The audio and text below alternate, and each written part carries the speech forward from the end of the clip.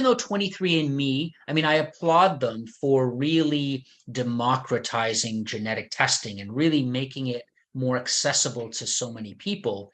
But there is, and there's a lot of fun information. I did my 23andMe like over a decade ago, and it told me that, I'm more likely to have dark brown curly hair. And I'm like, yay, you know what? You're right.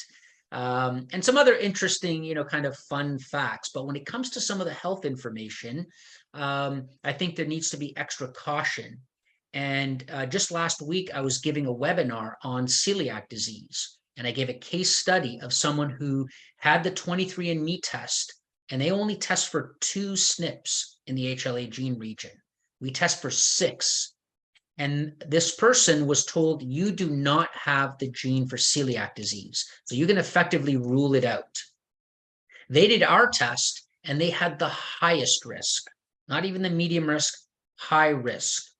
They then followed up with antibody testing, serology testing, and their blood levels of the antibody were through the roof. Diagnostic for celiac is anything over 30. They had 150. They then followed up with a biopsy with the gastroenterologist.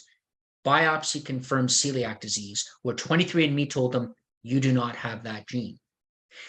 So even though they look at hundreds of thousands of genetic markers, there are approximately 8 to 10 markers out of the 70 gene that we look at in the nutrigenomics report that are not in the 23andMe panel. They just look at random markers throughout the genome, and anything that their data scientists think might be interesting, they'll put that in their report.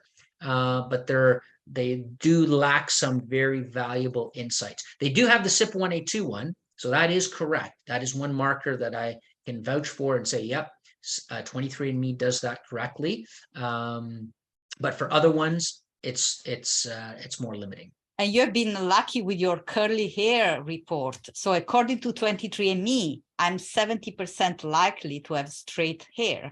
So, and I actually use this example just to say that, hair curliness is a complex trait. So probably it's due to 1,000 different tiny SNPs, and probably the subset of SNPs that is tested there is just not representative of what I'm carrying here. And all my sisters are curly. So anyway.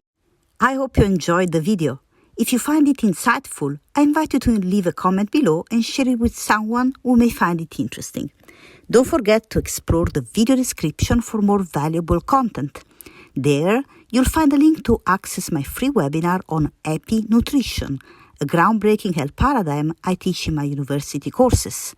Join me to explore how nutrition can optimize gene expression. Thank you for watching and being a part of this vibrant community.